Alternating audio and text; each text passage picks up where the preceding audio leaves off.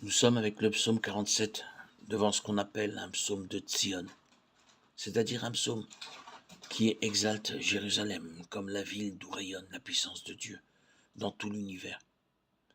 Tzion est un quartier de Jérusalem, le plus ancien, où David a fondé sa capitale et où se trouve encore aujourd'hui son mausolée, à quelques centaines de mètres du temple de Salomon. Le psaume appelle Tzion la ville de notre Dieu, sa montagne et le pôle du monde, joie de toute la terre. Dans ce psaume, Tzion est l'objet d'attaques par des rois étrangers. Mais Dieu les disperse par un tremblement qui saisit les ennemis, un vent qui souffle du désert. Le psalmiste souligne que ce vent est l'œuvre de Dieu, qui affermira Tzion pour toujours. S'ouvre alors une belle louange à Dieu, qui protège et réjouit Tzion, du temple à toute l'étendue de la terre.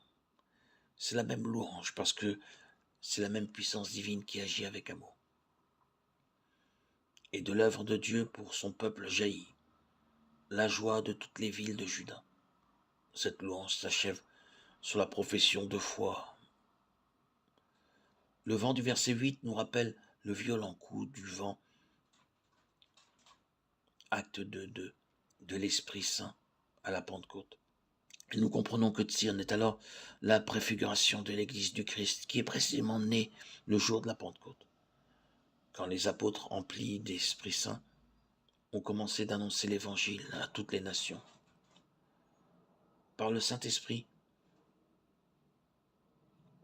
nous vivons l'amour efficace, tout-puissant du Seigneur. Et nous manifestons cet amour autour de nous. Jérusalem a une place primordiale dans notre foi. Comme il est écrit, nul ne peut oublier que lorsque Dieu a voulu se choisir comme homme, une patrie, une famille, une langue dans ce monde, c'est à l'Orient qu'il les a demandés. D'une certaine façon, pour tous les chrétiens, Jérusalem demeure le pôle du monde. Il est grand le Seigneur, hautement loué, dans la ville de notre Dieu, sa sainte montagne, altière et belle, joie de toute la terre. La montagne de Tzion, c'est le pôle du monde, la cité du grand roi.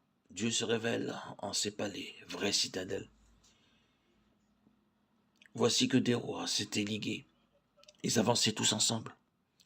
Ils ont vu et soudain stupéfaits, pris de panique, ils ont fui. Et voilà qu'un tremblement les saisit, douleur de femmes qui accouchent, un vent qui souffle du désert, a brisé les vaisseaux de Tarsis.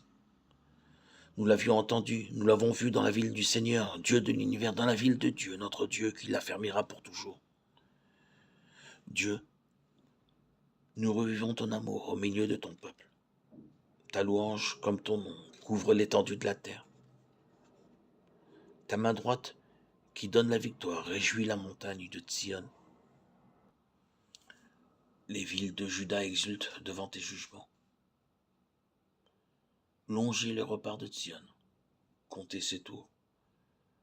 Que vos cœurs s'éprennent de ses murs, contemplez ses palais. Et vous direz aux âges qui viendront, ce Dieu est notre Dieu, pour toujours et à jamais, notre guide pour les siècles. Psaume 47.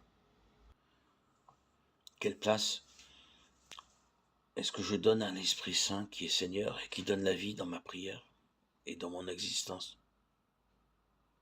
Comment la puissance de Dieu transforme-t-elle le monde contemporain?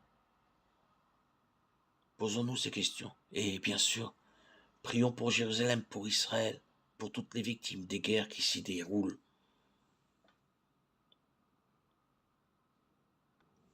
Et gardons l'espérance d'un monde meilleur, d'un monde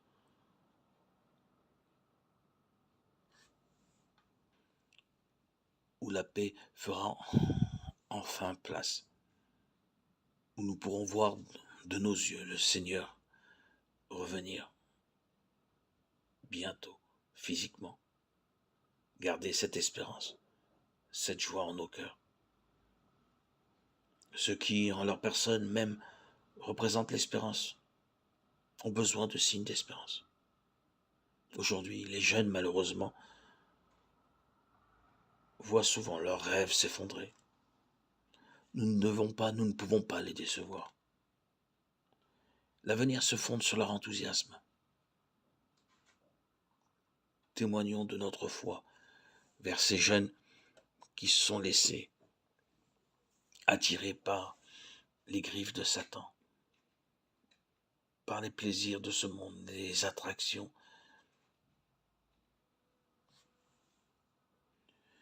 que le malin utilise pour les manipuler, détourner de la voie de la sainteté,